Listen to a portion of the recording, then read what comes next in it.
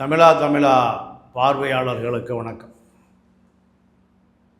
திருமா நாங்கள் திமுகவோடும் கூட்டணி தொடர்கிறது என்று அம்பேத்கர் விருது வழங்கும் விழாவில் இந்த செய்தியை சொல்லியிருக்கிறார். தவேகாவுடனும் கூட்டணி தொடரும், திமுகவுடனும் கூட்டணி தொடரும் என்கின்ற அந்த கருத்து விசிகாக்களுக்கு மத்தியில் மட்டுமல்ல, அரசியல் தெரிந்தவர்களுக்கு மத்தியிலும் ஒரு வகையான குழப்பம் நீடிக்கிறது. குழம்பிய நிலையில் திருமா, குழப்பப்பட்ட நிலையில் விசிகா தொண்டர்கள், இன்னும் மேலும் குழம்பிய நிலையில் தவேகா, குழம்பாத நிலையில் திமுக. இந்த சூழல் இன்னும் எத்தனை மாதம் நீடிக்கும்? இந்த சந்தேகம் விசிகா தொண்டர்களுக்கு இயற்கையாகவே எழுந்திருக்கிறது. கொள்கை ரீதியாக தயாரானவர்கள்தான் விசிகா தொண்டர்கள். தலித்துக்களுக்குத்தான் அரசியல் தேவைப்படுகிறது. அம்பேத்கரும் சொல்லுகிறார், தந்தை பெரியாரும் சொல்லுகிறார். அவர்கள்தான் சமூகத்தில் ஒடுக்கப்படுகிறார்கள். சமூக அரசியல் தாக்கம் அவர்கள் மீதுதான் செலுத்தப்படுகிறது. அரசியல் எங்கே உருவாகிறது? தலித்துக்களிடமிருந்து தான் அரசியலே தேவைப்படுகிறது. லஞ்ச லாவண்ய ஊழல் அரசியல்வாதிகள் தலித்து வாக்குகளுக்கு போகிற பொழுது தலித்துக்களுக்கு 200 ரூபாய் கொடுத்தால் அவர்கள் வாக்களிப்பார்கள் என்ற மனநிலைக்கு வந்து விட்டார்கள்.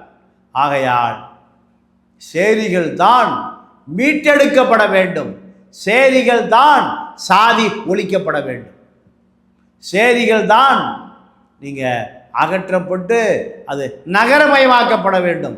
அப்படி சேரிகள் ஒழிக்கப்பட்டால்தான் தமிழ் தேசியம் வளரும், தமிழர்கள் வளர்வார்கள். இல்லை என்றால் தமிழ் தேசியமும் இல்லை, தமிழர்களும் இல்லை, சாதி ஒழிப்பும் இல்லை, சமூக நீதியும் இல்லை, அத்தனையும் வேஷம். இன்று ஆணவ படுகொலைக்கு தனி சட்டம், நாக்கு வலிப்பதற்கா? இதுவரை இல்லாத சட்டங்களா? எத்தனை சட்டங்கள் இருக்கிறது. போக்சோ சட்டத்திலிருந்து பல சட்டங்கள் தலித் மக்களுக்காக, தலித் மக்களை பாதுகாப்பதற்கு பிசிஆர் வழக்கிலிருந்து பல வழக்குகள் இருக்கிறது. இதையெல்லாம் தாண்டி ஆணவ படுகொலை தடுக்க தனி சட்டம், 10ஓடு 11, அத்தோடு இது ஒன்று. சிங்கப்படை போலீஸ் வந்ததை போலத்தான் தமிழ்நாட்டை பொறுத்தவரை விசிகா தலித்துக்களுக்கான இயக்கம், பறையர்களுக்கான இயக்கம். இந்த மக்கள் சமூக அடித்தளத்திலே மிதிபட்டு கிடக்கிறார்கள், அருந்ததியர்கள் மிதிபட்டு கிடக்கிறார்கள், தேவேந்திர குல வேளாளர்கள் அடித்தட்டிலே அவதிப்பட்டு கொண்டு இருக்கிறார்கள். இவர்களுக்காகத்தான் அரசியல் தேவை. இதுதான் தமிழ் தேசிய அரசியல். சாதி ஒழிப்பே தமிழ் தேசியம். ஆனால் அண்ணன் திருமா வாங்கிய பெட்டியை மறைப்பதற்கு படாத பாடுபடுகிறார். பெட்டியை கொடுத்த திமுக ஒட்டுமொத்த தலித்துக்களை விலைபேசி கொண்டிருக்கிறது. இந்த தேர்தலுக்கு கொடுத்த பல கோடி ரூபாய் பணம் ஒட்டுமொத்த தலித் அரசியலையே முடக்கி போட்டு விட்டது. திருமா குழம்பி பேசுகிறார், குழப்பி பேசுகிறார். ரவிக்குமாருக்கு பயப்படுகிறார், ஆளூர் ஷானவாஸுக்கு பயப்படுகிறார், பனையூர் பாபுக்கு பயப்படுகிறார், திமுகவுக்கு அஞ்சுகிறார், வன்னியரசுக்கு அஞ்சுகிறார். ஒரு தெளிவாக, ஒரு நேர்கொண்ட பார்வையில் ஒரு கருத்தை கம்பீரமாக சொல்ல முடியவில்லை. திமுக பல கட்ட பரிசோதனையில் கொடுத்த பணத்தை, ஆதாரத்தைகளை வைத்துக்கொண்டு, சாட்சிகளை வைத்துக்கொண்டு, சம்பிரதாயங்களை வைத்துக்கொண்டு இந்த பணம் எப்படி கைமாறியது? தேர்தலுக்கு பல கோடி ரூபாய் அது எங்கே முடக்கப்பட்டது, அது யாரிடம் கொடுக்கப்பட்டது, இப்படி திமுக மிரட்டுகிற பொழுது திருமா நிலைகுலைந்து போகிறார். இந்த பணம் ஒரு தலித் பல்கலைக்கழகம் உருவாக்கப்பட்டதா அல்லது தலித் மருத்துவமனை உருவாக்கப்பட்டதா? எதுவும் உருவாக்காமல் யாரோ ஒரு மூன்றாவது பினாமியிடம் எங்கோ இந்த பணம் மடைமாற்றப்பட்டது. மடைமாற்றப்பட்டவன் கமிஷன் கேட்குறான்.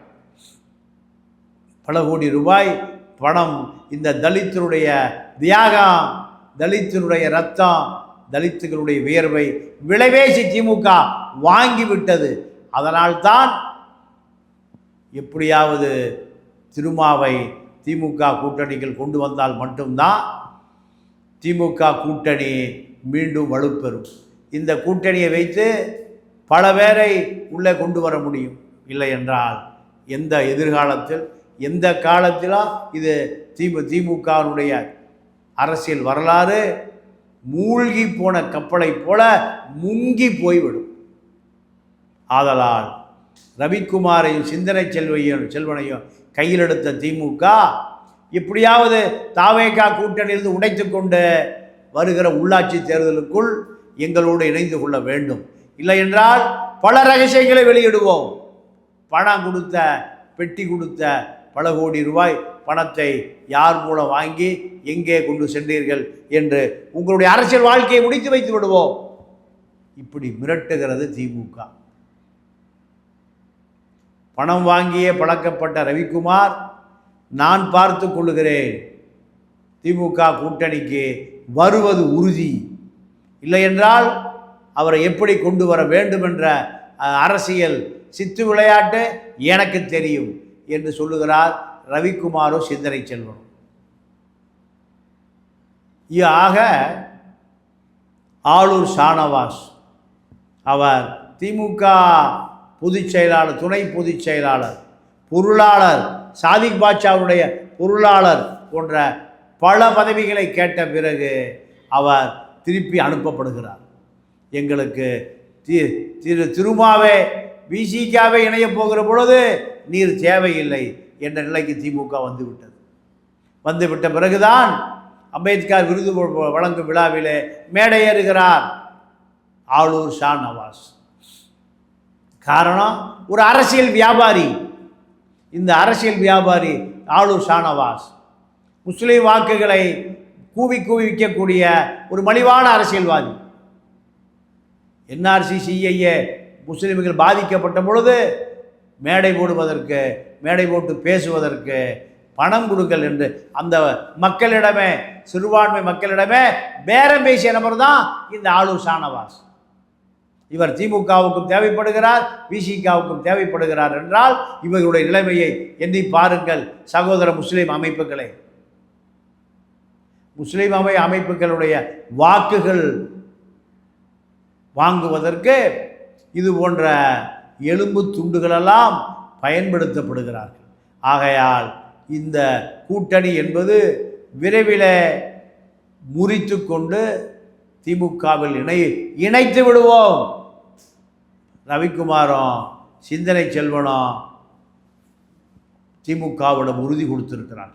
ஆகையால் இது எப்பொழுது வேண்டுமானாலும் முறிந்துவிடும், எப்போது வேண்டுமானாலும் வெளியேறிவிடும்.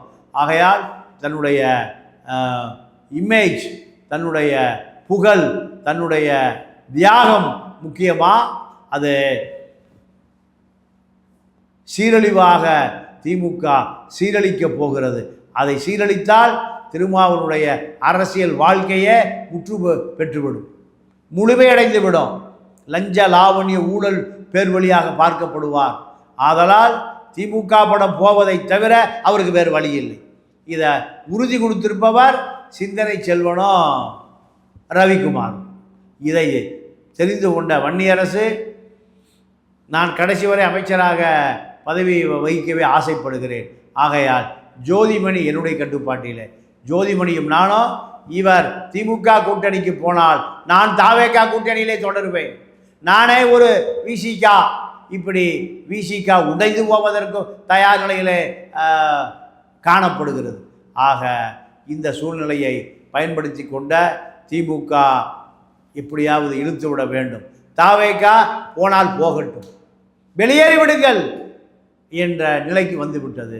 அதன் காரணமாக பாமக அன்புமணி இப்பொழுது பனையூரில் குடியிருந்தாலும் பனையூர் பக்கம் விஜய் வீட்டு பக்கம் தென்படுகிறார். விஜய் வீட்டு பக்கம் அடிக்கடி சுற்றி வருகிறார். ஆகையால் சௌமியா அன்புமணி அமைச்சராகிறார். வன்னியரசு வீட்டுக்கு போகிறாரா அல்லது தொடரப் போகிறாரா என்கின்ற அந்த அரசியல் நகர்வு திருமாவளுடைய முடிவை பொறுத்து இருக்கிறது. ஆளூர் ஷானவாஸை திமுக சேர்த்து கொள்ளாதனுடைய விளைவு, சேர்த்து கொள்ளாமல் விரட்டியதனுடைய விளைவு, திருமாவே எங்களிடம் வரப்போகிறார். திருமாவுடைய ஆட்கள் எதற்கு?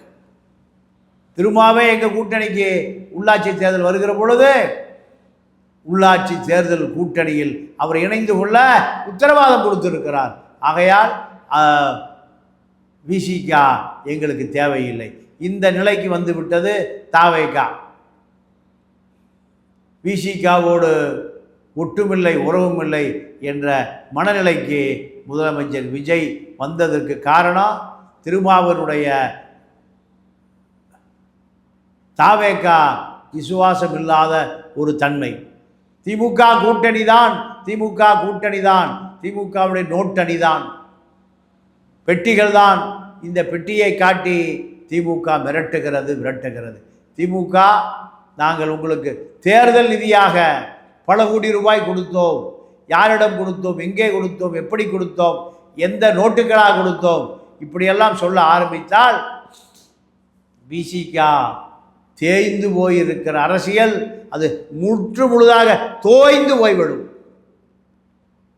ரவிக்குமார், சிந்தனை செல்வன் 2 பேரும் தாவேகாவிலிருந்து வெளியேற முடிவு செய்து விட்டார்கள். காரணம், திண்டிவனம் பாதுகாப்பான தொகுதி என்று வன்னியரசுக்கு சொன்ன ரவிக்குமார் வெற்றி பெறுவதற்கு மாவட்ட ஆட்சியாளரோடு சண்டை பிடித்த ரவிக்குமார் இப்பொழுது வன்னியோடு தொடர்பில் இல்லை. காரணம், அமைச்சரான பிறகு அமாவாசையாக மாறிவிட்டார் வன்னியரசு. இதுதான் இப்பொழுது நடந்திருக்கிற கூத்து.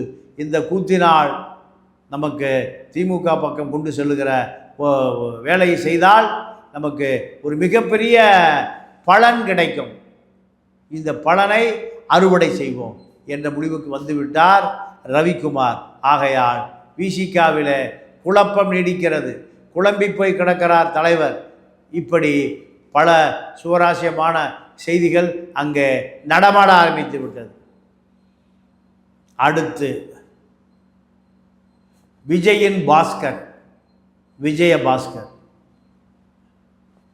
தாவேகாவுக்கு தேவையான 12 சட்டமன்ற உறுப்பினர்களை தேர்தல் பிரிவு இணை செயலாளராக பதவியேற்றவுடன் நான் எப்பாடுபட்டாவது இந்த ஆட்சியை, தாவேகா ஆட்சியை தூக்கி நிறுத்துவேன் என்ற முடிவுக்கு வந்துவிட்டான். ஆகையால் பல கோடி ரூபாய் வாரி இறைத்து 12 சட்டமன்ற உறுப்பினர்களை எப்படியாவது வெற்றி பெற வைத்துவிட வேண்டும். அதற்கான வேலைகளை என்னிடம் கொடுங்கள்.